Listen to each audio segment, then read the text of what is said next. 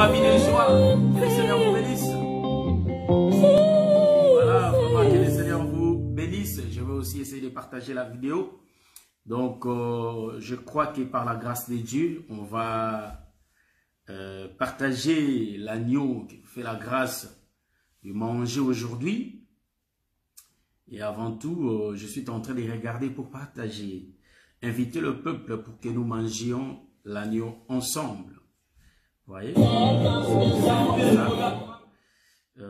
J'essaye de partager la vidéo, d'inviter le peuple pour que nous mangions ensemble, voyez-vous? Donc, si nous aussi, nous avons ce temps-là, pouvons inviter les autres parce que ça fait 2 semaines que je ne fais pas le live. Mais je crois que par la grâce du Seigneur, aujourd'hui, nous allons manger l'agneau. Donc, nous sommes dans notre 15e partie de ce qu'on avait commencé. Je salue ma soeur, la bien-aimée Ide Lapova, depuis Ricklenhausen, ainsi que tous les enfants. Que le Seigneur vous bénisse. Je prie le Seigneur pour qu'il me fasse grâce de venir vous visiter. Je salue mon bien-aimé Massamba Pedro Joachim. Que le Seigneur vous bénisse. Donc, je crois que par la grâce de Dieu, la sœur Makizem Benyota, je vous vois déjà là. Donc, depuis London, que le Seigneur vous bénisse. C'est le temps de salutations. On se salue là, par la grâce de Dieu. J'ai touché quelque chose. Veuillez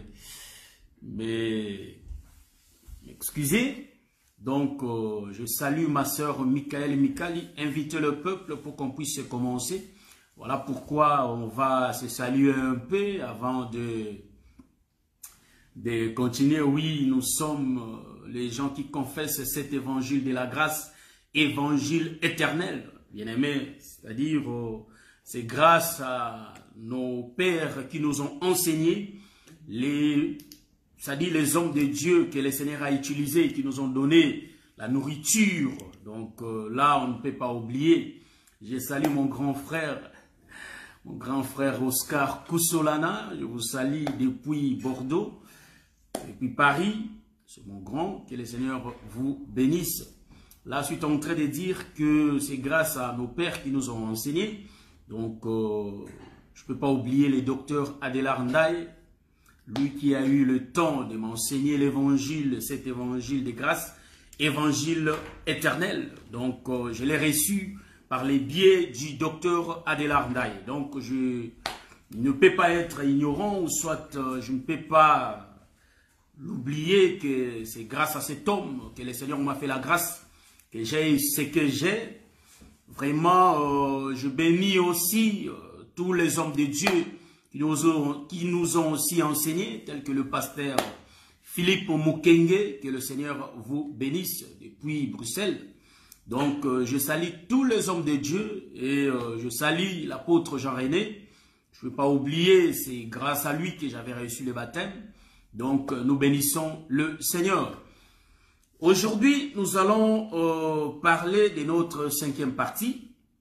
Je salue ma bien-aimée José Ilengo, que le Seigneur vous bénisse. Nous allons parler de notre 15e partie de l'enseignement qu'on avait commencé.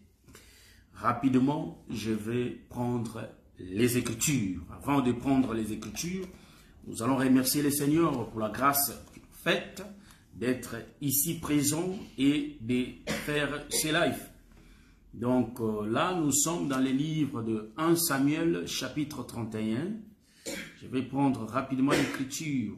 1 Samuel chapitre 31. Je crois les versets 8. On va commencer au verset 8 jusqu'au 13e. 1 Samuel chapitre 31. Donc, vous allez remarquer que je ne suis pas à la maison. Donc, je suis quelque part en Allemagne. Donc, je sais que par la grâce de Dieu, tout va se dérouler bien, malgré quelques conditions qui ne nous permettent pas. Mais je crois que tout est bon, par la grâce de Dieu. Et on va partager l'agneau. Prions le Seigneur. Nous te bénissons, l'homme de Galilée, pour ce temps merveilleux que tu nous donnes de partager l'agneau. Assiste-nous parce que tu es le parfait Dieu, le véritable.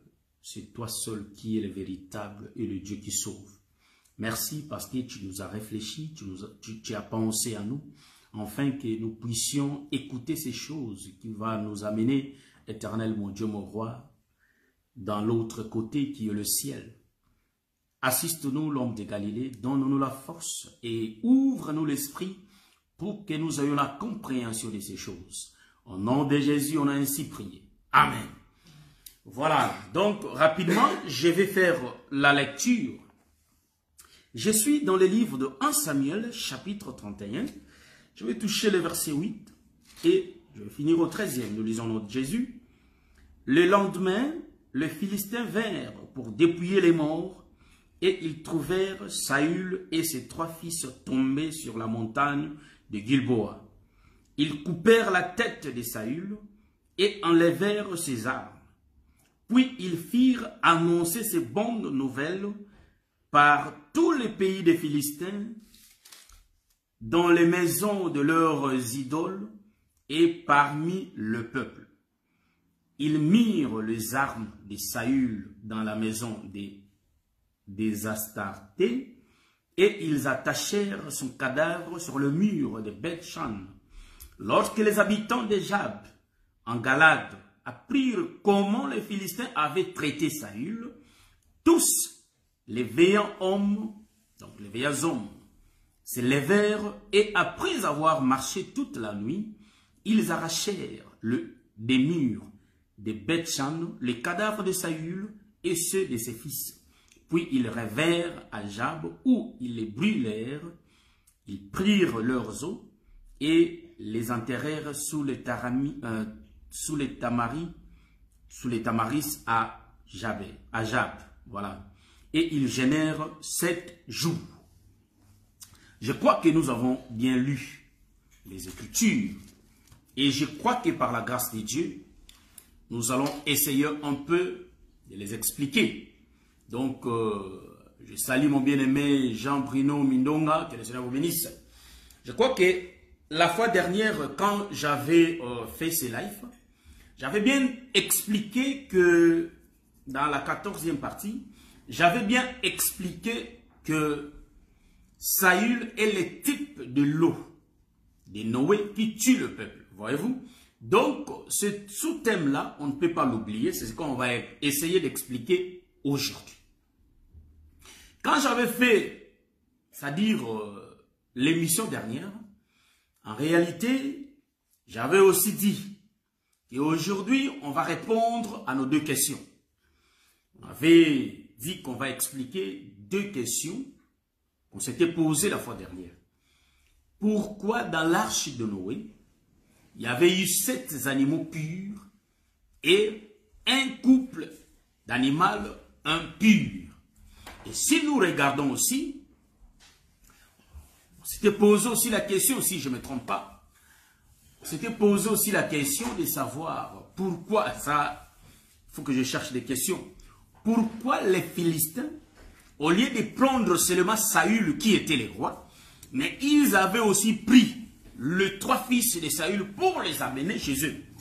On va les expliquer. Mais j'avais bien dit que quand je vais donner l'explication aujourd'hui, en réalité, je ne donnerai pas l'explication par rapport à la doctrine. On va toujours voler. Donc, nous allons toucher la révélation pour essayer un peu d'expliquer ces choses. Salut ma sœur José Ilengo, ma sœur Esther, depuis London. Que le Seigneur vous bénisse. Nous allons toucher la première question. Pourquoi les Philistins, quand ils étaient venus pour dépouiller les morts, pourquoi ils avaient pris le corps de Saül et ils avaient pris aussi le corps de ses fils? Pourquoi ils n'avaient pas pris seulement le corps de Saül seul? Donc, notre réponse est celle-ci. Ils avaient pris le 2, c'est-à-dire les 3 fils de Saül et Saül lui-même. Pourquoi? Parce que selon notre enseignement, par rapport à l'autoroute qu'on est en train de marcher, qu'on est en train de rouler, en réalité, nous avons expliqué que Saül est le type de Christ et ses 3 fils sont, c'est-à-dire, ils représentent les types de Moïse. Voyez-vous? Donc, ils sont 3 parce qu'ils sont l'image de la loi, le psaume et les prophètes. Voyez-vous? Donc les 3 fils de Moïse, ils représentent l'ancienne alliance. Voilà pourquoi quand les Philistins sont venus pour dépouiller les morts, en réalité, il faut que les 3 fils de Moïse, pardon, de Saül, ainsi que Saül lui-même, il faut qu'ils quittent, voyez-vous, qu'ils quittent Gilboa pour descendre dans leur pays. Vous voyez? Donc, nous comprenons que Saül ne pouvait pas partir seul. Mais Saül doit être accompagné de ses 3 fils. Or, les 3 fils de Saül, nous allons remarquer que les 3 fils de Saül, ils représentent l'ancienne alliance. En d'autres termes, nous allons dire, donc, là-bas, chez les Philistins, nous comprenons qu'il y avait l'ancienne alliance et la nouvelle alliance qui étaient descendues là. Est-ce que vous comprenez ça? Donc, nous disons que les Philistins ne pouvaient pas recevoir seulement la nouvelle alliance. Donc, s'ils recevaient seulement, simplement, la nouvelle alliance, ils n'allaient pas être sauvés. Or, pour que le Philistin soit sauvé, il faut que les fils de David, parlons de Saül, et Saül lui-même, voyez-vous, donc ils seront au nombre de 4. C'est ainsi qu'aujourd'hui, nous disons que nous avons 4 rouleaux, ici. Je vais expliquer. Donc, le Philistin est le type des nations. Donc, les types des nations. Et nous disons que c'est-à-dire, là-bas, là où sont, c'est-à-dire Israël, c'est Israël. Mais quand ils vont descendre chez les Philistins, nous comprenons que l'évangile quitte Israël et l'évangile va descendre là-bas, chez les Philistins. Or, le Philistin, c'est le type des nations. Voyez-vous? Donc, nous comprenons que les nations ont reçu 4 rouleaux. Voyez-vous? Ils ont reçu la loi, les prophètes et les psaumes. Sans oublier, ils ont aussi reçu la nouvelle alliance. Voyez-vous? Donc, nous comprenons que nous avons reçu cet homme qui est le rouleau. Voyez-vous? Qui est le Seigneur Jésus-Christ. C'est ainsi que j'ai expliqué que les 3, ils représentent l'ancienne alliance qui est les rouleaux qu'Israël avait reçus. Donc nous, pour que nous soyons sauvés, il faut que nous puissions recevoir et la loi et les témoignages. Voilà pourquoi je retourne. Donc moi je tourne toujours là. Je dis bien que pour que nous soyons sauvés, à la loi et au témoignage. Voyez-vous? Donc à la loi qui représente les 3 fils. Les témoignages qui représentent Saül. Voilà pourquoi il y a la lumière. Donc pour que la parole apparaisse chez nous, pour qu'il y ait l'explication de l'évangile, de la parole, il faut les 3 fils de Saül, ainsi que Saül lui-même. C'est ainsi que nous aurons la vie. Or, la lumière, c'est tout un homme, voyez-vous, qui s'appelle le Seigneur Jésus-Christ, qui est descendu chez nous. Vous voyez? Donc là, je vais bien tirer ces choses et expliquer. Je suis en train de répondre aux questions, et après, on va commencer. Donc, ici, vous allez remarquer, frère, je vais profiter de glisser quelque chose. Ici, vous allez remarquer, mes bien-aimés, que ce sont, voyez-vous, ce sont des Philistins qui sont montés, voyez-vous, pour aller chercher. Donc, ça paraît comme ça, que ce sont des Philistins qui sont montés pour aller chercher. Est-ce que vous comprenez?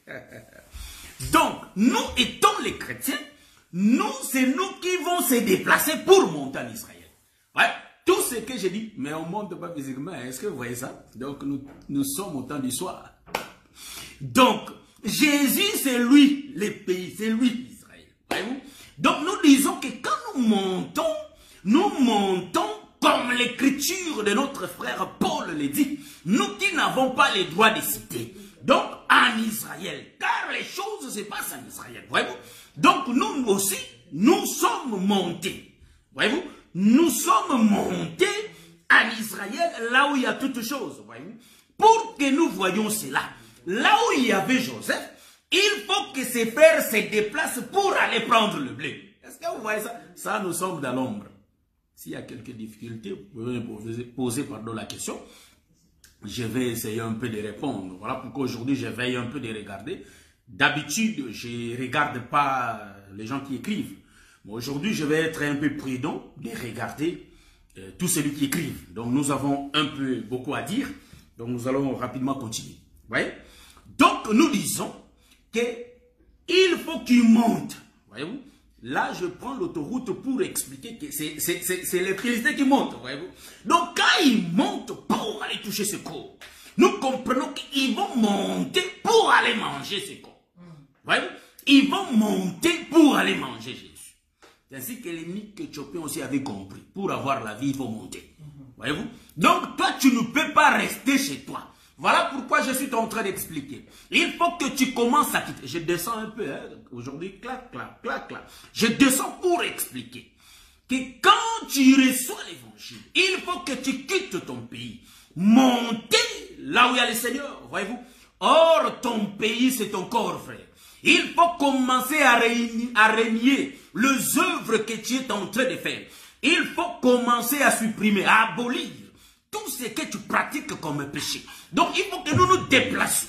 Donc, si nous abandonnons les péchés, en réalité, cela donne l'image qu'on est en train de se déplacer.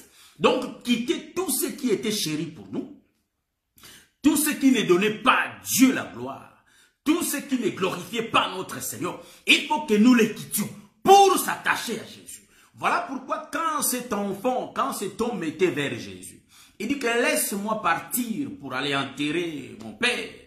Il dit que laisse les morts enterrer leurs morts. Voyez-vous? Donc si nous nous attachons au Seigneur, en réalité on ne peut pas reculer, frère.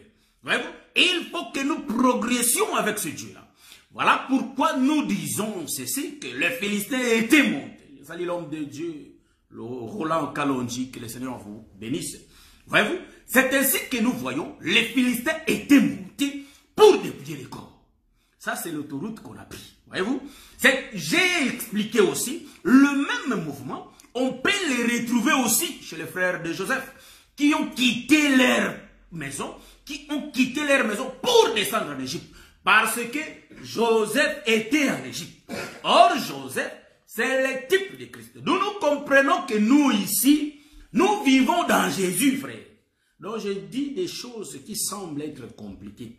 Nous vivons dans Jésus. Pourquoi je le dis? Que nous vivons dans Jésus. Donc, nous sommes cachés dans Christ. Voyez-vous, dans les lieux célestes, nous sommes cachés dans Christ. Donc, nous vivons dans Jésus. Si nous vivons, ce n'est pas nous, mais c'est Christ en nous. Étant les tabernacles, nous sommes dans lui. Voyez-vous? Or, Christ vit dans le ciel. Nous sommes sur la terre, mais nous vivons au ciel, frère. Est-ce que vous comprenez ce que je suis en train de dire? Ça semble un peu, je ne sais pas, est-ce que, mes soeurs, vous me comprenez, je crois. Donc, nous disons ceci, que le mouvement que j'ai expliqué, c'est dans ce mouvement-là. Maintenant, je vais expliquer deuxième mouvement. Vous voyez? Donc, nous allons marcher mollo, ça c'est la 15e partie. Bientôt, nous allons finir ça. Et on va entamer un autre sujet qui nous attend. Vous voyez? Donc, ici, nous allons dire une chose. Les Philistins vont prendre, c'est-à-dire, vont prendre les corps de Saül, ils vont prendre les corps de ses 3 fils. Vous voyez? Et ils vont descendre avec chez eux. Je vais expliquer une chose. Pourquoi? Parce que nous voyons qu'en réalité, il y a eu un mouvement qui s'était passé. Voilà pourquoi les Philistins ont pris ces corps, ils sont partis avec Jésus. Ici, si nous montons, vous savez que moi, j'aime trop parler dans la révélation. Et j'avais dit que je vais essayer un peu de simplifier ça, pour que ça ne soit pas trop compliqué. Pour voir bien ce mouvement des Philistins, il prend Saül, ses fils, et il descend avec. Donc nous voyons Obed-Édom. Pourquoi? Parce que David n'a pas voulu que l'arche rentre chez lui. Donc nous comprenons aussi que les Philistins, en réalité, les Israélites ont abandonné les corps des Philistins. Pardon, de Saül. Ils ont abandonné les corps de Saül. Ils ont abandonné les corps des fils de Saül. Ils sont partis, donc ils ont pris fuite. Ils sont partis et ça, ils ont laissé ça là-bas. Donc nous comprenons les mouvements qu'ils ont fait. Du fait qu'ils n'ont pas récupéré ces corps, qu'ils n'ont pas pris ces corps, nous comprenons qu'ils ont renié. Donc, en d'autres termes, il est le type de Pierre qui renie Jésus. Donc Jésus, avant sa mort, on peut virguler aussi. Donc nous comprenons celui qui avait régné. En réalité, le Seigneur, c'était bien Pierre. Donc nous comprenons que Pierre, c'est l'ombre d'Israël.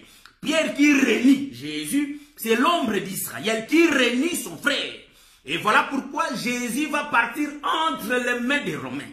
Est-ce que vous voyez ce que je suis en train de voir? Pour que les Romains le tuent.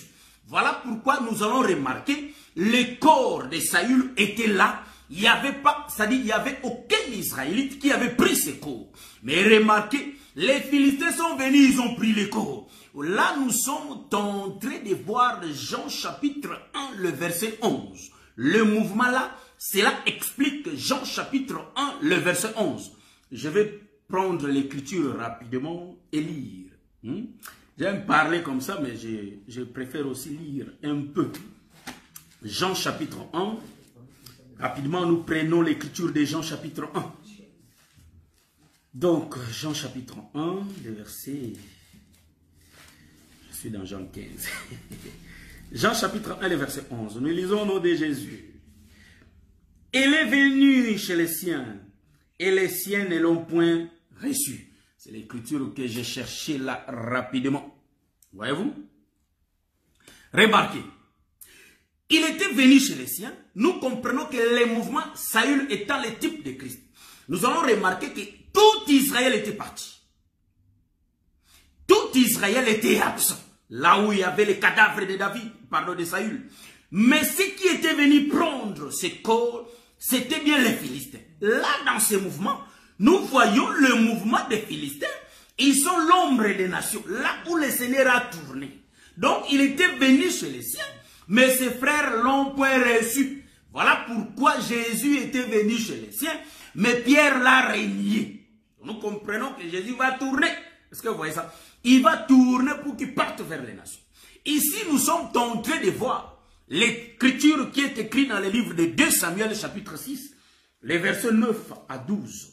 2 Samuel chapitre 6, les versets 9 à 12. Hein? Je prends l'écriture, frère. Je vois beaucoup de mouvements, si bien que je ne suis pas à la maison, mais le Seigneur nous fait quand même la grâce. Les versets 9 jusqu'au 12e. La Bible dit ceci. Je commence au verset 7. La colère de l'Éternel s'enflamma contre Uza, et Dieu les frappa sur place à cause de sa faute. Uza mourut là, près de l'arche de Dieu. David fut irrité de ce que l'Éternel avait frappé Uza d'un tel châtiment. Et ce lieu a été appelé jusqu'à ce jour Péret Uza. David eut peur de l'Éternel en ces jours-là, et il dit, comment l'arche, donc là où ça m'intéresse, c'est ici au verset 9e, j'ai seulement lu, je commence au verset 7e pour qu'on ait l'idée de ce qu'on veut partager. Donc au 9e verset, la Bible dit, David eut peur de l'Éternel en ces jours-là, et il dit, comment l'arche de l'Éternel entrerait-elle chez moi? Donc nous comprenons, David refuse que l'arche de l'Éternel entre chez lui. David refuse que l'arche de l'Éternel entre chez lui. Donc nous disons, comme David est en train de refuser que l'arche de l'Éternel entre chez lui, donc nous comprenons que l'arche venait chez David, qui est l'ombre d'Israël, mais David, la cité de David, toute sa maison, refuse de recevoir l'arche. Est-ce que vous voyez ça? Ici, la Bible, je descends un peu. Donc, je prends le verset 10. Il ne voulut pas retirer l'arche de l'Éternel chez lui, dans la cité de David. Et il la fit conduire dans la maison d'Obed-Édom de Gath. L'arche de l'Éternel resta 3 mois dans la maison d'Obed-Édom de Gath. Et l'Éternel bénit Obed-Édom et toute sa maison. On veut dire au roi David, l'Éternel a béni la maison d'Obed-Édom et tout ce qui est à lui, à cause de l'arche de Dieu, et David s'est mis en route. Obed-Édom a été béni à cause de l'arche de Dieu. Donc, David, la Bible dit que et David s'est mis en route et fit monter l'arche de Dieu depuis la maison d'Obed-Édom jusqu'à la cité de David au milieu des réjouissances. J'aime cette écriture, frère, ma soeur, parce que ça correspond avec tout ce qu'on est en train de lire. Vous voyez? Donc, j'ai pris cette écriture, je sais le pourquoi. Mollo, mollo, on va l'expliquer. Vous voyez? Nous allons l'expliquer tout doucement. Ici, ça nous montre, j'ai bien dit, que le corps de Saül va quitter Gilboa. Au lieu que ça rentre en Israël, le corps de Saül après la mort sur la croix. Donc nous disons que la montagne de Gilboa, c'est le type de Golgotha, dont là où le Seigneur a été crucifié. Vous voyez? Mais au lieu que le corps de Saül rentre là-bas, hein, en Israël, mais le corps était descendu chez les Philistins. Voilà pourquoi j'ai pris cette écriture, pour essayer d'expliquer que là où nous sommes en train de voir, nous voyons bien que l'arche de l'Éternel était venue pour entrer dans la cité de David. Mais David l'avait refusé. David n'a pas voulu retirer l'arche pour que l'arche reste chez lui. Pourquoi? Parce qu'il y avait eu la mort d'Uza. Or, la mort d'Uza, hein, Uza, voilà, comprenez-moi, il arrive des fois que je vais dire Uza ou soit Uza. Donc, en réalité, le bien-aimé Uza était mort. L'Éternel l'avait frappé. Et nous allons remarquer, au lieu que l'arche monte là-bas, dans la cité de David, l'arche était descendue dans la maison d'Obed-Édom. Donc, malgré que l'arche tuait le peuple, mais Obed-Édom n'a pas eu peur de recevoir l'arche. Or, l'arche avait mis 3 mois dans la maison d'Obed-Édom. L'arche était restée chez Obed-Édom pendant 3 mois. Pourquoi? Parce que Obed-Édom était un grand pécheur, frère. Était un pécheur. Ici, dans l'autoroute que nous sommes en train de prendre, nous sommes en train d'expliquer que Obed-Édom, il est le type de peuple des nations. En réalité, le peuple des nations qui n'avait pas l'évangile. Mais l'arche a été destinée pour monter dans la cité de David. Mais remarquez une chose, David n'a pas voulu parce que la mort a été constatée. Est-ce que vous remarquez cela? La mort a été constatée. Voilà pourquoi Israël n'a pas voulu recevoir le Seigneur. Est-ce que vous remarquez cela? C'est pourquoi j'avais lu cette écriture de Jean chapitre 1, le verset 11. Je vais avancer, ma soeur, que le Seigneur bénisse. Voilà. Donc ici, nous sommes en train de dire, nous allons rendre les choses faciles. Ici, nous sommes en train de dire, David, c'est-à-dire Saül était mort sur la montagne de Gilboa. Voyez-vous? Les Philistins sont venus. Mais il faut que les corps descendent chez eux, frère. Remarquez. Il faut qu'ils descendent avec le corps. Les Philistins qui sont montés, hein, c'est tout un peuple, frère. Je vais expliquer ça. L'autoroute que je prends, il faut, pour me voir, il faut regarder Jésus. Les Philistins qui sont montés pour prendre le corps et descendre avec. Vous savez, sont qui? Les Philistins qui sont montés pour prendre le corps. Ah, yeah. Ici, nous allons virguler. Supportez-moi, mais je vais le rendre clair. Donc, ici, nous allons comprendre, quand ils vont monter, enlevez un peu les pensées que ce sont des Philistins qui sont montés. Ici, nous allons tourner pour donner ça le vrai sens. Hein? Si nous cherchons l'écriture, il y a l'écriture, frère. Ici, dans l'évangile éternel, on ne peut pas fabriquer, frère. On ne peut pas réfléchir, ni penser, ni rajouter, ni retrancher. Si nous disons quelque chose, c'est que cela se trouve dans les Écritures. Voyez-vous? Toute révélation qui n'a pas une base des Écritures, c'est une fausse révélation. C'est une révélation fabriquée, c'est-à-dire une révélation de la fabrication locale. Donc, c'est fabriqué Nassimandap. Hein, mon bien-aimé frère François, ça fait longtemps que le Seigneur vous bénisse. Bien-aimé David Moliro, ma soeur Liliane Santos, que le Seigneur vous bénisse, ma soeur Liliane. Donc, ici, nous sommes en train d'éclairer des choses. Les Philistins qui montent, ils vont prendre le corps et descendre avec. Je prends le livre de Matthieu, chapitre 28. Il faut, donc l'objectif, il faut que le corps quitte là, la montagne. Il faut que ça descende là-bas en Égypte. Il faut que ça descende en Égypte. Est-ce que vous voyez ça? Hein? C'est le contraire, hein, voyez-vous? C'est le contraire. Hein? Il faut que le corps quitte l'Égypte pour monter à Canaan. Hein? Dans le cas de Joseph. Mais ici, nous sommes en train d'expliquer parce que quand j'explique Joseph, je tourne ça comme ça. Mais ici, vous allez remarquer Saül va descendre d'abord chez les nations. Saül qui descend chez les nations, c'est le type de notre Seigneur Jésus-Christ qui va descendre chez nous, en Égypte. Donc, chez les nations. Voyez-vous? Si je dis l'Égypte, du vivant du Seigneur, quand il vivait encore, il était descendu d'abord en Égypte et il s'est remonté encore. Voyez-vous? Donc, si le Seigneur descend en Égypte, il ne peut jamais rester en Égypte. Est-ce que vous voyez ça? Donc, il ne peut jamais rester en Égypte. Quand il descend en Égypte, il faut qu'il remonte. Voilà pourquoi, quand il était mort, on dit qu'il va aussi descendre. Jésus descend dans le livre de Matthieu, chapitre 28. Il va dire, allez faites de toutes les nations mes disciples. Les gens qui descendent pour aller faire des disciples chez les nations, nous comprenons, c'est le type des apôtres. Ce sont eux qui vont descendre avec les seigneurs chez les nations. Voilà pourquoi vous allez remarquer, le frère Paul va dire, comme le Seigneur a établi Pierre, le ministre des circoncis, moi le Seigneur m'a établi le ministre des incirconcis. Voyez-vous? Donc, c'est le frère Paul qui descend avec l'évangile. En d'autres termes, le frère Pierre aussi était parti vers Corneille.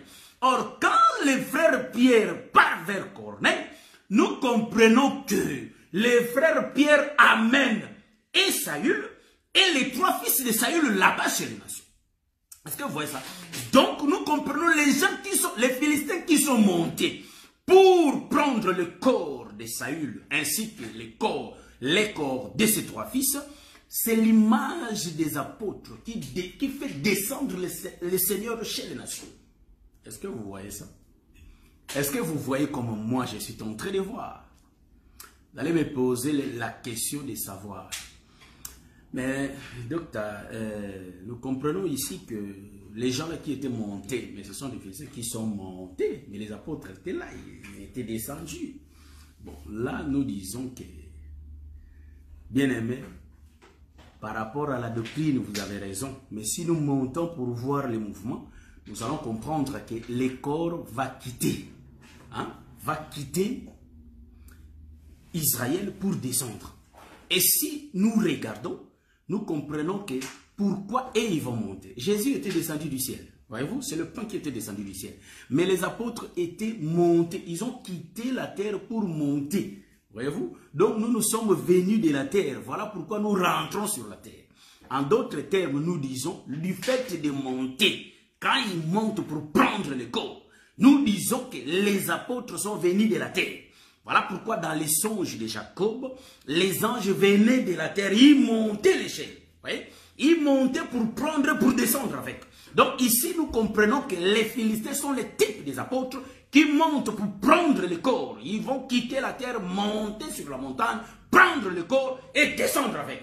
Est-ce que vous voyez ce que je suis en train de voir? Je réponds. Ou soit j'avance, je ne sais pas. Donc, ils vont monter, ils prennent le corps et ils descendent avec. Remarquez pourquoi j'ai pris cette écriture. Nous comprenons que dans la maison d'Obed-Édom, là-bas, l'arche va rester que 3 mois. Pas plus, frère. Pas plus, ma soeur. Donc, la Bible ne ment pas. Et la Bible, c'est un livre qui est exact. Voyez-vous? L'arche ne peut pas dépasser 3 mois. Ça va rester que 3 mois. Donc, il y a les chiffres 3 qui apparaissent chez les Philistins. Est-ce que vous voyez ça? Les chiffres 3. Or, les chiffres 3, selon son explication, nous comprenons que les chiffres 3, c'est les chiffres de la délivrance, frère. Donc, en réalité, Obed-Édom, lui qui ne connaissait pas ce Dieu, Obed-Édom, il n'avait pas la connaissance de ce Dieu. Voyez-vous? Moi, j'aime l'évangile, frère. L'évangile, c'est vraiment bien, ma soeur. Mes soeurs. Voyez? Donc, en réalité, Obed-Édom était lié avec ce Dieu. Il ne connaissait pas l'arche de l'Éternel. Or, l'arche de l'Éternel, en réalité, c'est le Seigneur Jésus-Christ. Obed-Édom n'avait pas la connaissance de ce Dieu. Nous, c'est-à-dire Obed-Édom, implorait les dieux de Baal, les dieux comment dirais-je, les dieux mioués, voyez-vous, les dieux impurs. Mais l'arche était venue chez lui. Or, la différence c'est quoi? Quand l'arche partait, hein, ça je vais expliquer ça. Quand l'arche descendait, c'est-à-dire quand l'arche partait chez David, dans la cité de David, en réalité, l'arche avait donné la mort. La mort que l'arche avait donnée, David avait eu peur. David, c'est tout un peuple. J'ai expliqué que c'est Israël qui n'a pas voulu recevoir le Seigneur. Il avait eu peur. Pourquoi? Bon, je vais expliquer ça. Quand David a peur, la Bible est écrite noir sur blanc. Nous voyons que David avait peur parce qu'il avait vu Uza mourir. Il dit, oh, mais cette arche tue les gens. Mais si je le fais rentrer chez moi, mais ils vont le tuer. Est-ce que vous remarquez? L'arche a tué. Mais selon les modèles que nous marchons dans les Écritures, nous expliquons que celui qui a été mort en réalité, c'était bien qui? C'était Jésus. Uza, c'est l'image de Jésus qui meurt pour que l'arche se déplace, pour que l'arche quitte la cité de David, donc Israël, pour que ça descende. Est-ce que vous voyez ça? Uza qui meurt, c'est le type de Saül qui meurt, pour que Saül descende là-bas. Donc, Uza et l'arche est égal à 1. Est-ce que vous voyez ça? Donc, pour que l'arche qui est la parole descende, j'aime ça. Vous voyez? Donc, pour que l'arche descende en Égypte, en réalité, il faut que la mort soit constatée. Si la mort n'est pas constatée, l'arche ne va pas descendre. Mais Israël, David avait peur. Il dit, oh mais non. C'est pourquoi David, c'est l'ombre d'Israël qui avait peur de s'approcher de la montagne de Dieu. Parce qu'il avait peur de la mort. Quand il attend des tonnerres, il attend de quoi? Il y a des tonnerres, des grondements. Quand il attend des grondements, en réalité, David ne comprend pas. Donc le peuple avait peur. Donc David qui a peur, c'est l'homme d'Israël. Il y a un deuxième volet. Ça, je mets d'abord de côté parce que ça va essayer un peu de nous compliquer. Je mets ça de côté. Je vais continuer. Nous sommes en train de manger tout doucement. Et nous allons évoluer tout doucement. Remarquez. L'arche reste 3 mois chez Obed-Edom. Nous avons dit le chiffre 3, c'est le chiffre de délivrance. Donc, l'arche était descendue pour délivrer Obed-Edom. Nous comprenons que Jésus était descendu chez nous. Il est descendu pour nous délivrer. Voyez-vous? Donc, nous qui avons des liens de famille, nous qui avons des malédictions de famille, voyez-vous? Donc, nos pères priaient des dieux qu'ils ne connaissaient pas. Mais c'est grâce à l'arche de l'Éternel, quand l'arche arrive chez nous, l'arche débloque toutes choses. Voyez-vous? Donc, l'arche, c'est le corps de Saül qui descend chez les Philistins. Voyez? Donc, quand Saül descend chez les Philistins, Saül, en réalité, quand il va descendre, il faut que la bonne nouvelle soit annoncée. Voyez? Il faut que la bonne nouvelle soit annoncée qu'il y a Saül qui est mort. Voyez-vous? Saül est mort. Saül et ses enfants sont morts. En d'autres termes, la bonne nouvelle, c'est la nouvelle de la mort. Est-ce que vous voyez ça? Parce que c'est grâce à la mort que nous nous sommes délivrés. Voyez? Je descends tout doucement je viens. Donc, la Bible dit ceci, que quand ils ont vu Saül mort, en réalité, ils se sont mis à propager la nouvelle. Donc, la nouvelle de la mort de Saül n'a pas été annoncée seulement chez le peuple, même chez leur Dieu. Est-ce que vous voyez ça? Voilà pourquoi vous allez remarquer que dans la maison de Dagon, on avait fait entrer aussi l'arche. Mais l'arche a commencé d'abord à tabasser le dieu de Dagon. Il a coupé les bras du dieu de Dagon, le pied. Voyez-vous? Donc, en réalité, il a frappé leurs dieux étrangers, leurs dieux de Baal, leurs dieux de Dagon. En réalité, l'arche de l'Éternel a terrassiné. Voyez? Donc, nous allons remarquer que dans la maison de Dagon, la nouvelle de l'arche aussi a été annoncée. Voilà pourquoi vous allez remarquer, l'Écriture dit noir sur blanc, que la mort de Saül était une bonne nouvelle.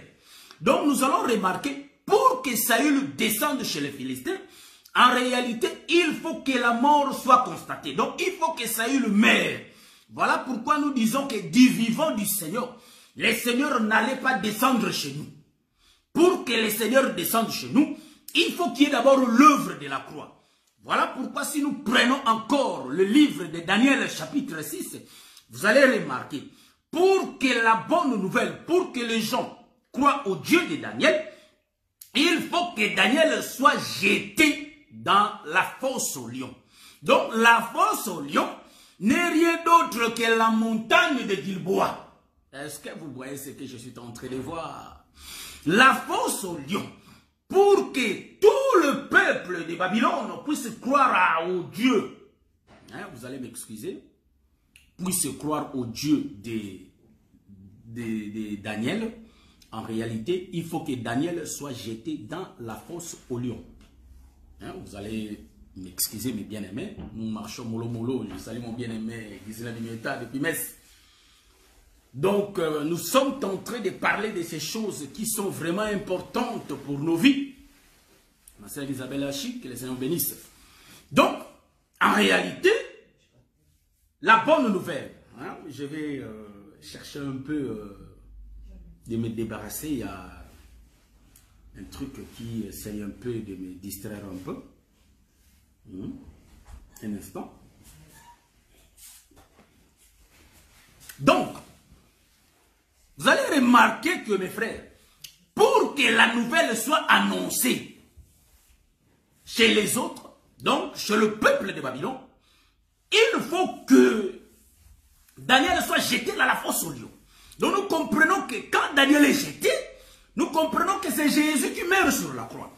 Donc pour que les étrangers, nous, hein, le peuple étranger, nous les nations, nous recevons l'évangile, il faut que en réalité le Seigneur soit mort sur la croix. C'est là où l'évangile va descendre chez nous.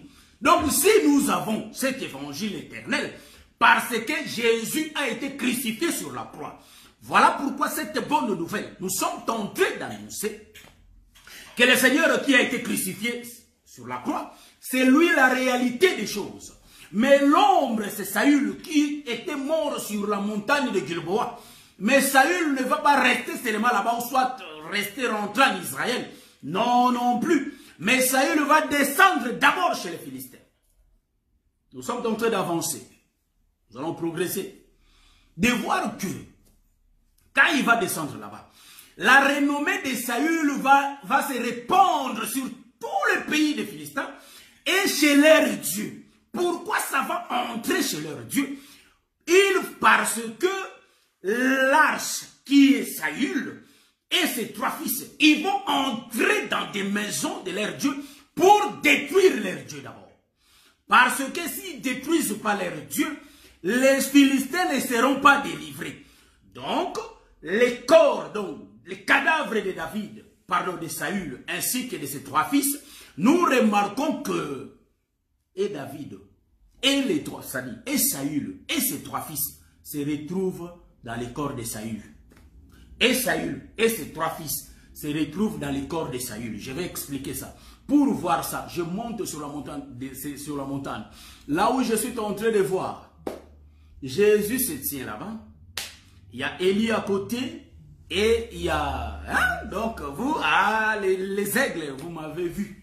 Donc, nous disons, vous allez me dire que, mais non, nous, on n'a pas reçu Moïse. Si, nous avons reçu Moïse. Voyez-vous? Donc, si nous n'avons pas reçu Moïse, en réalité, on ne sera pas sauvés. Pour que nous soyons sauvés, il faut qu'on accepte d'abord Moïse. Après, on va recevoir Jésus. Donc, nous avons les deux rouleaux dans nous. Nous avons et la loi et les témoignages dans nous. C'est pourquoi nous sommes sauvés. Nous sommes la lumière parce que nous avons la loi et nous avons les témoignages. Or, remarquez, si nous montons sur la montagne, vous allez remarquer que nous, là-bas, nous avons deux prophètes. Nous avons le prophète Élie et le prophète Moïse. Au milieu, c'était le Seigneur Jésus-Christ. Et le Seigneur Jésus-Christ, nous connaissons dans cet évangile, c'est l'hymne national. Nous connaissons que le Seigneur Jésus-Christ, c'est lui le grand aigle. C'est lui l'oiseau. Donc, quand nous voyons les deux prophètes, c'est les ailes de l'oiseau. Donc, nous comprenons que Jésus fait les mouvements comme ça. C'est ainsi. Bon, je vais changer un peu de langage. Jésus, quand il va étendre ses mains, donc, pardon, ses bras, nous comprenons que les deux bras de Jésus, il y a un bras qui explique Élie, et il y a l'autre bras qui explique en réalité Moïse. Et lui-même, c'est le corps. Voyez-vous? Donc, nous disons que les deux bras, ce sont les deux ombres. L'ombre à gauche, l'ombre à droite. Voyez-vous? Voilà pourquoi dans l'évangile, nous pouvons tourner à gauche, nous pouvons tourner à droite. Nous pouvons monter, nous pouvons descendre. Voyez-vous? Donc c'est ça, les 4 parlers. Est-ce que vous voyez ça? Gauche, droite, monter, descendre. Ça, les 4 parlers. Or, remarquez, si l'oiseau ouvre ses plumes, nous comprenons que l'oiseau, c'est le Seigneur Jésus-Christ qui va étendre ses bras. Quand il ouvre ses bras, nous voyons Moïse et nous voyons Élie. Donc, nous comprenons que ce sont les 2 prophètes. Voilà. Que le Seigneur vous bénisse, ma sœur José Ilengo. Nous aimons l'évangile. Quand nous enseignons comme ça, nous sommes tentés aussi de partager. Ouais. Donc là, nous allons voir que Jésus qui ouvre ses bras, donc il nous présente Moïse et Élie. C'est ainsi que nous disons, frères. Voilà pourquoi nous disons que dans ces choses, il est question de Jésus. Voyez? Donc, Saül, je ne parle pas de David, excusez, Saül. Quand Saül va descendre, il ne descend pas seul. Il va descendre avec ses 3 fils. Mais ces 3 fils sont dans Saül. C'est ainsi que Jésus, il est descendu chez nous. Mais Jésus n'était pas descendu seul. Jésus était descendu avec le prophète Moïse. Parce que Jésus, c'est la réalité et Moïse, c'est l'ombre. Voilà pourquoi vous allez remarquer que Jésus était avec Moïse sur la croix, frère. Donc Jésus a été crucifié avec Moïse. Moïse ne pouvait pas être crucifié seul. Donc Moïse aussi était crucifié avec Jésus. Remarquez. Vous allez remarquer que, ça c'est l'autoroute que nous prenons. Nous prions que le Seigneur nous ouvre les yeux. Vous allez remarquer que Moïse n'aime pas la mort, frère. Moïse ne peut pas mourir. Ouais. Donc vous allez remarquer que quand Jésus voulait rendre l'âme, frère, il y a Moïse qui parle. Ouais, mon père, pourquoi m'as-tu abandonné? Donc nous comprenons que la loi aussi était dans la grâce. Vous voyez? Donc nous comprenons que Moïse va partir. Vous allez dire, non, docteur, c'est Dieu. Regardez l'autoroute que je suis en train de prendre. Ça semble difficile, mais que le Seigneur nous ouvre les yeux. Voilà pourquoi le frère Paul avait dit qu'il y a d'autres choses qui sont difficiles à croquer. Donc si on est encore au lait, c'est difficile de comprendre ça. Mais on mange déjà la nourriture solide. Je vais expliquer Moïse ce qui. Donc en réalité, Moïse n'est rien d'autre que Dieu au temps de la loi. Voyez-vous? Donc Dieu au temps de la loi, c'est lui Moïse. Dieu au temps de la loi, c'est lui qui régnait. Or, Dieu, quand il va dire à Moïse, descends en Égypte, délivre ce peuple. Et Dieu va dire, c'est moi-même qui étais descendu en Égypte pour vous délivrer. Mais nous, on avait vu Moïse. Donc Dieu était dans Moïse. Donc nous disons que Dieu, c'est lui la loi. Or, c'est lui qui donnait la loi dans les jardins, que vous pouvez tout manger sauf cet arbre. C'était Dieu lui-même. Mais quand je regarde le prophète Jean, je dis, Jean, qu'est-ce que le prophète tu es en train, l'apôtre Jean, qu'est-ce que tu es en train de m'enseigner? Je vois les prophètes Jean, il dit ceci. La loi a été donnée par Moïse, mais la grâce et la vérité sont venues par Jésus. Voyez-vous? Donc, c'est lui qui était sur la croix. C'était lui, Moïse, l'homme de la loi. Voyez-vous? Donc, c'était Dieu qui avait donné la loi dans les jardins. C'était pas Moïse, c'était Dieu. Mais Jean nous dit que c'était Moïse. C'est ce que nous disons, frère, que ces choses sont très compliquées. Mais les ministères sont là pour le rendre facile. Donc, moi, si je dis que c'est Moïse qui était avec Jésus, mais Moïse n'aime pas la mort. C'est ainsi que Dieu n'a pas pu mourir pour Israël dans l'ancienne alliance. Est-ce que vous voyez ça? Moïse est monté sur la montagne. Voyez-vous? Moïse était mort. Moïse faisait le mouvement de Christ parce qu'il était l'ombre. C'est pourquoi il était monté. Et puis quand Aaron aussi était monté sur la montagne, nous disons que Aaron qui montait sur la montagne, il était monté, il faisait le mouvement de Christ. Voyez-vous? Donc Moïse lui-même, en réalité, n'aime pas la mort. Est-ce que vous voyez ça? Est-ce que vous avez vu le corps de Moïse? Le corps de Moïse. C'est pourquoi j'ai dit Moïse n'aime pas la mort. C'est là, c'est l'ombre. Hein? Je suis en train d'expliquer l'ombre. Mais remarquez une chose. Je rentre dans l'enseignement. Là, je ne vais pas laisser ça en suspens, mais il faut que je puisse l'expliquer un peu. Remarquez, je suis en train de dire que sur la croix, le Père part parce que le corps était devenu péché. Ça, on avait expliqué ça. La question que je suis en train d'expliquer, que pourquoi Saül était descendu avec les 3 fils? On a expliqué. Pour que les nations aussi soient sauvées, il faut la loi et les témoignages. Voilà pourquoi la loi était dans la grâce. Nous disons seulement qu'en réalité, pour que le peuple soit sauvé, il faut qu'il y ait la grâce. Voyez-vous, il faut qu'il y ait la grâce, il faut qu'il y ait, la grâce et la loi. Voilà, c'est 2 choses, à la loi et au témoignage pour que nous soyons sauvés. Remarquez, l'arche reste 3 mois chez Obed-Edom. Les 3 mois expliquent que le 3 jours, le chiffre 3. Vous pouvez dire 3 jours, 3 mois, 3 ans, 3000 ans. Voyez-vous, c'est le chiffre 3 qui explique la délivrance. Remarquez. Mais l'arche ne peut pas rester pour du bon chez Obed-Edom. L'arche n'aime pas la lumière. Est-ce que vous voyez? L'arche ne peut rester que dans les ténèbres, frère. Voilà pourquoi même Dieu, si nous rentrons au commencement, on ne va pas voir là où Dieu créa les ténèbres. Dieu vivait dans les ténèbres, frère. Nous disons que l'arche aime le noir, le ténèbre. Est-ce que vous voyez? L'arche aime les ténèbres. Voilà. Vous allez me poser la question, pourquoi? Parce que l'arche aime vivre chez les nations qui est dans les ténèbres. Ouais.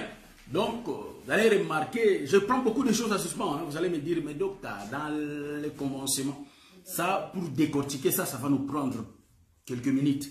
Donc, c'est pas, j'ai touché seulement, je passe. Si le Seigneur nous fait la grâce et que je me souviens de ça, je vais l'expliquer un jour. Mais je sais que dans la révélation, il n'y a rien qui est... Donc, il n'y a rien... La révélation ne peut pas habiter. Donc, la révélation, en réalité, ne peut pas se limiter. Dieu ne se limite pas. Dans tout, il y a l'explication. Parce que Dieu a tout arrangé. Tout arrangé. Même si vous voyez le chiffre 2, le chiffre 3, oui, 2 et 3 est égal à 1. On peut le dire comme ça. Mais pour l'expliquer, il faut toucher la révélation. Si on ne touche pas la révélation, on n'aura pas la réponse. Mais la révélation qu'on va toucher, c'est-à-dire qu'on va regarder les autres écritures. C'est pourquoi nous disons qu'une révélation qui n'a pas la base des écritures, c'est une fabrication locale. Donc ça donne la mort. On ne peut pas les accepter. Vous voyez? Donc nous disons que l'arche vit chez les nations, chez les Philistins, que dans le noir. Quand il fait jour, l'arche, il faut que ça rentre. Vous devez aller me poser la question, c'est où? C'est le frère Paul qui le dit, c'est pas moi. Il dit, pèlerin, la nuit est avancée. Les jours approchent. Nous qui sommes les pèlerins, en réalité, nous sommes au temps du soir. Au temps du soir, il y a l'arche qui est au milieu de nous. Voilà pourquoi l'enfant réside encore pas chez sa mère, mais pendant la nuit. Quand il va faire jour, il faut que l'enfant rentre chez sa mère. Voilà pourquoi j'ai bien dit que l'arche reste chez les nations que dans la nuit, que dans les ténèbres. Donc nous comprenons que quand l'arche était descendue dans la maison d'Obed-Edom, c'était le soir. Donc, chez les Philistins, c'était le soir. Parce que Christ était mort le soir, nous remarquons que Saül aussi était mort le soir. Nous sommes dans la révélation, frère. Donc, nous allons dire ceci. Que Saül qui descend là-bas et ses fils, ils ne vont pas rester comme ça. Mais la Bible dit qu'il y a les gens de Jab, les veillants hommes, les hommes forts. Ils se sont levés. Pourquoi? Parce que les Philistins avaient maltraité Saül. J'aime lire cette histoire dans le livre des 1 Chronique. C'est là où ça détaillait pourquoi Saül était mort. Parce que Saül avait désobéi à la loi. Pourquoi Jésus était mort? Lévitique nous donne la réponse. Hein? Les Juifs ont dit que nous l'avons tué selon notre loi. Voyez-vous? Donc la loi là, c'est Moïse qui prend le couteau qui tue Jésus. Voyez? Donc Moïse qui tue Jésus, nous pouvons le voir aussi dans le livre des Nombres, chapitre 21, je crois. Hein, Moïse qui prend, selon l'enseignement qu'on a déjà enseigné sur les serpents des reins. C'est Moïse qui fabriqua les serpents. C'est lui-même qui l'a mis sur une pêche. Donc, il fabrique, il crée Adam. Et c'est lui-même qui tue Adam. Vous voyez? Donc, il crée Jésus. Et c'est lui-même, parce que Dieu a créé Jésus. Hein? Donc, ça, il faut le voir, que c'est Dieu qui avait formé le corps de Jésus. Dieu forme le corps de Jésus parce qu'il n'avait pas aimé les sacrifices des idoles, c'est-à-dire, les sacrifices des animaux. Hein, j'ai mal dit des idoles, non, les sacrifices des animaux. Dieu ne les a pas aimés. C'est pourquoi il avait formé lui-même Jésus. C'est Hébreux chapitre 10, hein, 5, 7, là vous allez voir ça. Donc c'est Dieu qui fabriqua. C'est Moïse qui fabriqua les serpents. C'est comme ça. Donc en réalité, vous allez comprendre que cet homme, j'aime ça, cet homme de Saül, il était là pour sauver le peuple. Mais remarquez, noir sur blanc, l'Écriture nous dit qu'ils ont maltraité Saül, ils ont coupé la tête. J'aime ces gens-là. Hein? J'aime ces gens-là. Pourquoi ils ont coupé seulement la tête? Vous savez que quand un roi était mort, un homme fort, on lui coupait la tête. Même quand David avait tué Goliath, il lui avait coupé la tête. Donc nous disons que si nous montons, pourquoi les Philistins? Parce que les Philistins, j'aime la révélation, frère. J'aime la révélation et j'aime le Seigneur. Merci Seigneur. Donc nous disons que pourquoi ils avaient coupé seulement la tête de Saül? Parce que Saül est le type du Seigneur. Vous voyez? Il savait que nous là, nous ne connaissons pas la route. Donc nous disons que ceux qui ont amené la tête de Saül là-bas chez les Philistins, ils ne connaissaient pas la route. Quand Jésus dit que allez faites de toutes les nations mes disciples, en réalité, c'est la parole qui est le chemin. Donc, pour qu'ils marchent, il faut la tête, parce qu'ils étaient le corps. Mais il fallait que la tête soit là pour les reconduire, voyez-vous. Mais il faut que la tête quitte d'abord Golgotha, et quand la tête va finir Golgotha, et la tête va marcher avec eux. C'est ainsi que le Seigneur leur disait, restez à Jérusalem, jusqu'à ce que j'envoie le Saint-Esprit. Voyez-vous? Donc le Saint-Esprit, c'était Jésus lui-même. Ici, on peut aussi dire que la tête de Saül, c'est la tête qui conduisait les Philistins chez eux. Vous voyez? Noir sur blanc, je suis dans la révélation. Il faut me voir dans la révélation. Si vous avez des difficultés, posez-moi la question, je vais vous expliquer. Donc, pourquoi seulement la tête? Parce que la tête, nous voyons que Colossiens nous dit qu'il est la tête du corps de l'église. Voyez-vous? J'ai bien dit que les gens là qui ont pris le corps de Saül pour descendre avec, c'est l'ombre des apôtres. Donc, nous comprenons que la tête, c'est la tête de Christ qui les conduisait. Voyez-vous? Or, dans Saül, il y avait et ses trois fils et Saül. Donc, ça c'est noir sur blanc. Vous allez voir que non, ils étaient descendus à 4. Oui, ils étaient descendus à 4, noir sur blanc. Mais quand nous expliquons, en réalité, nous ne voyons pas Moïse descendre ici chez les nations. Mais nous avons Moïse. Nous avons la loi. Comment connaissons-nous que ça on ne peut pas faire? Parce que Moïse est là. Moïse est là, c'est pourquoi nous connaissons ces choses, que ça c'est un péché. C'est le frère Paul qui le dit dans le livre des Romains. Donc il n'allait pas connaître la transgression s'il n'y avait pas la loi. Donc on ne peut pas dire que la loi c'est un péché. Non, non plus. Nous rentrons dans l'enseignement. Les veillants hommes de Jab, ils vont s'élever. Ils vont descendre pour venir prendre. Ah. Selon l'écriture, ça c'est, je crois c'est le 12e verset du livre de 1 Samuel chapitre 31. Je crois que c'est le 12e verset. La Bible dit ceci. Les gens de Jab, ils ont entendu comment les Philistins ont maltraité Saül et ses trois fils. Et ils vont descendre pour récupérer le corps. Ah, donc j'ai compris une chose. Que Dieu fait toutes choses dans l'harmonie. Donc Dieu ne peut jamais se contredire. Donc nous comprenons que les corps étaient descendus. Et le corps de Saül va se remonter encore. Donc nous disons que les corps de Saül et ses fils ont fait que 3 jours. Comme l'arche, ont fait que 3 jours. Je suis en train de combiner les deux écritures. Donc nous voyons que c'est David qui se met en route. Parce que David avait eu des échos. Donc nous comprenons aussi que les gens de Jab ont eu des échos. Voilà pourquoi David a eu l'arche bénie. Il dit, oh, il bénit. Donc nous comprenons que l'arche qui était restée là, c'était vers la nuit, toute la nuit. Voilà pourquoi la Bible dit, l'écriture précise, pour que nous ayons la précision. Ça, je vais faire la lecture pour voir que les gens de Jab ont marché toute la nuit. Donc l'arche était restée chez les Philistins toute la nuit. Donc eux, leur marche était que la nuit. Toute la nuit, ils marchaient. Pendant qu'ils marchaient, l'arche bénissait là-bas. Voyez-vous? Donc, nous disons que, en réalité, les veillants hommes sont en train de marcher pour venir récupérer Jésus, afin qu'il rentre avec. Mais nous savons que Jésus ne peut pas rentrer la nuit. C'est ainsi qu'ils vont marcher toute la nuit.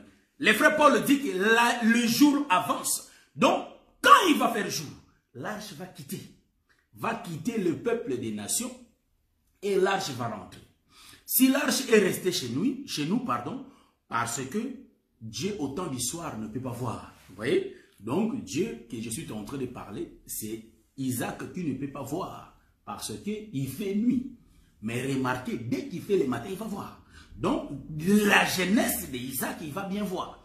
Voilà pourquoi ici, je lis l'écriture. Je crois qu'à partir de cette écriture, on va finir. Et la question de pourquoi Dieu avait choisi 7 couples d'animaux purs et il avait choisi seulement un seul couple des animaux impurs pour rentrer dans l'arche. Et je crois que la réponse là, on va la donner. Je ne sais pas si je vais faire 16e partie, mais on va chercher à donner la réponse aussi. Donc, je reste. Ceux qui aiment la révélation, ceux qui aiment voir les secrets des Écritures, on va se voir le samedi prochain par la grâce de Dieu. Voilà pourquoi je fais l'émission, je ne suis pas à la maison, mais j'ai dit que comme c'est une promesse, je tiens à m'excuser. Le 2 samedi, on n'a pas fait l'émission. Je n'étais pas toujours à la maison. Donc, il y avait vraiment des circonstances qui ne me permettaient pas de faire l'émission. Mais aujourd'hui, je ne suis pas à la maison, mais je fais quand même l'émission pour garder la promesse. Je prends l'écriture là pour voir le 12e verset, je crois. Lorsque les habitants de Jab en Galade apprirent, donc voilà, je commence au verset 11 jusqu'au 12e. Lorsque les habitants de Jab en Galade apprirent comment les Philistins avaient traité Saül, tous les veillants hommes se levèrent et après avoir marché toute la nuit, voilà, ils arrachèrent de murs, des bêtes-champs, les cadavres de Saül et ceux de ses fils. Voyez-vous? Donc, en réalité, ils sont venus récupérer les cadavres. Ils sont venus récupérer les corps de Saül et ses fils. Voilà pourquoi nous disons que, en réalité, Saül va quitter les Philistins, ou soit le pays des Philistins, et il va remonter vers les Jab. Ici, Jab, nous typifions Jab comme Israël. Donc nous comprenons que le corps de Saül sera transporté vers Jab. Est-ce que vous voyez? Par les veillants hommes. C'est ainsi que vous allez remarquer qu'il y avait l'arche qui était transportée. Donc il faut que ce corps soit transporté. Nous sommes dans la révélation, frère. Nous sommes dans la révélation. La révélation nous donne la vie. La doctrine nous donne la vie. La prophétie ainsi que la connaissance. Les 4 parler de l'Éternel nous donnent la vie. Vous voyez? Donc, Jésus ne restera pas chez nous éternellement. Mais Jésus va rentrer quand il va faire le matin. Voilà pourquoi j'ai dit que, comme nous sommes encore le soir, c'est le moment de profiter avec le Seigneur. Quand je dis de profiter, de marcher selon la loi de l'Éternel, je dis à toutes les femmes impolies de respecter vos maris. Voyez-vous? Je dis à toutes les femmes, je n'ai pas dit que toutes les femmes sont des impolies, non non plus. Je dis à tous les hommes qui n'aiment pas leurs femmes, d'aimer vos femmes, d'embellir vos femmes, parce qu'il fait encore nuit. Comme Christ a aimé l'église, il faut que les maris aiment aussi leurs femmes. Comme cela est écrit, il faut que les femmes respectent leurs maris. Voyez-vous? Voilà pourquoi on ne peut pas manquer, vous ne pouvez pas manquer vos maris du respect. Et le mari, vous ne pouvez pas, nous ne pouvons pas faire semblant d'aimer nos femmes. Il faut que nous aimions nos femmes dans tout notre cœur. Vous voyez?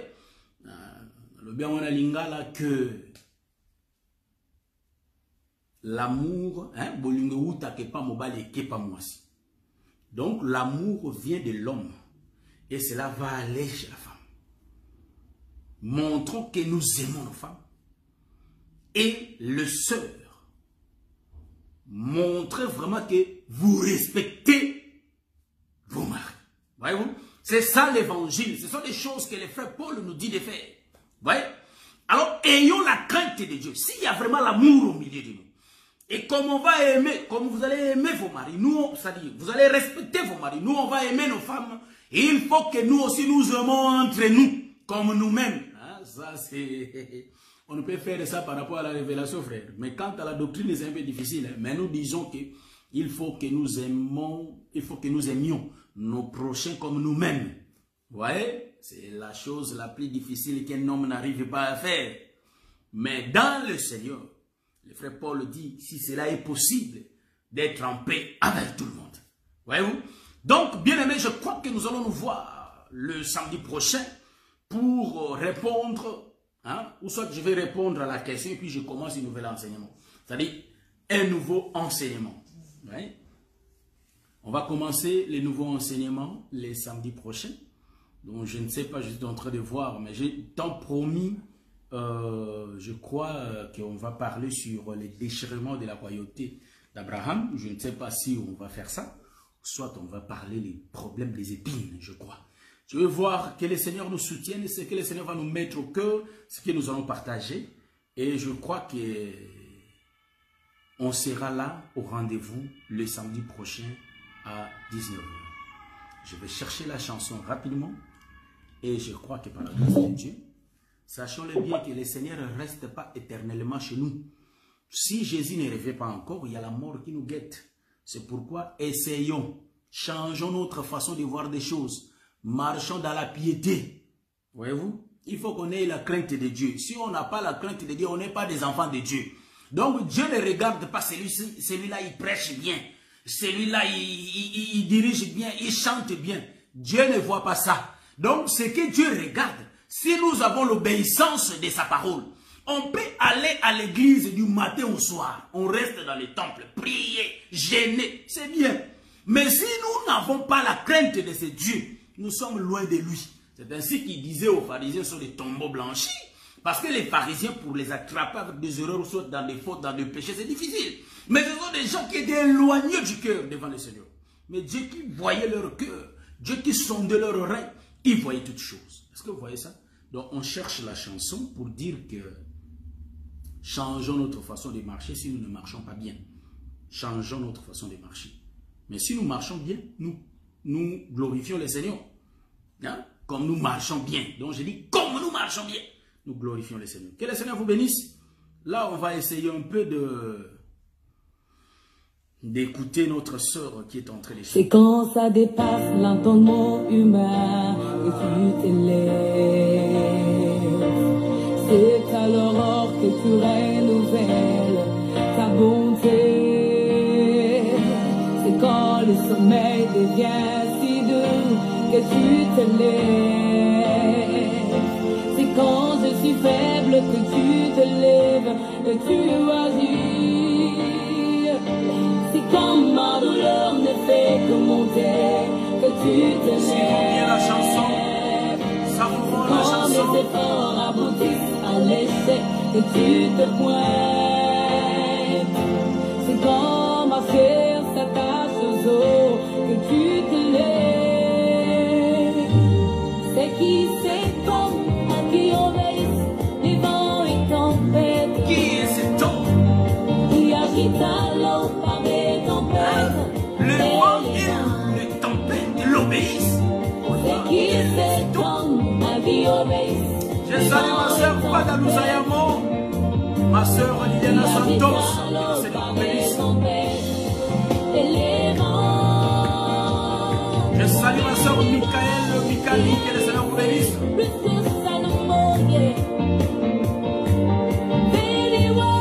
La soeur José Ilego, la soeur Esther Makizem Benyota, Lumbala, que le Seigneur vous bénisse.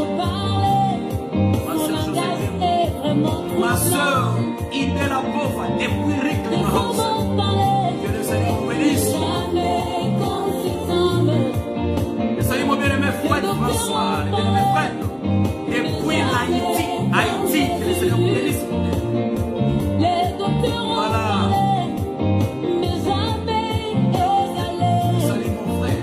Depuis Mexique, bien-aimé Gisèle Binoeta, que le Seigneur vous bénisse.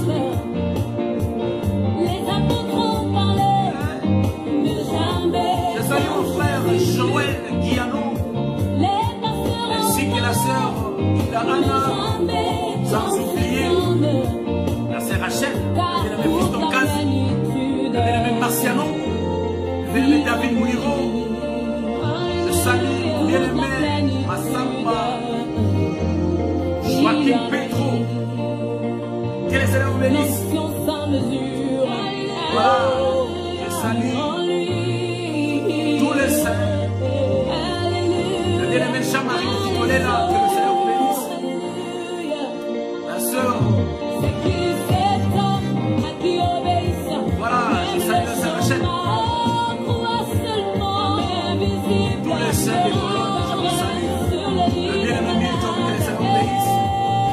Bien-aimé Trésor, bien-aimé Nelson. Je vous salue tous.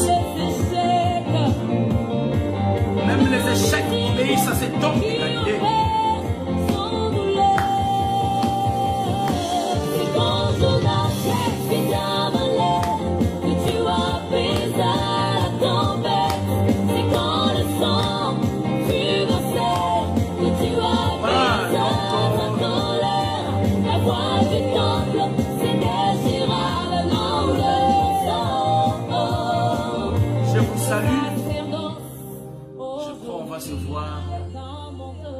Le samedi prochain. Merci parce que vous êtes là et tous ceux qui sont déjà partis, ils ont été là. Vraiment que le Seigneur vous bénisse. On a mangé l'agneau et je crois que prochainement on va répondre à notre deuxième question et puis on va entamer notre enseignement. Que le Seigneur vous bénisse. Donc on se voit le samedi prochain par la grâce de Dieu. Tout se fait que par la grâce. Que le Seigneur vous bénisse. On se voit.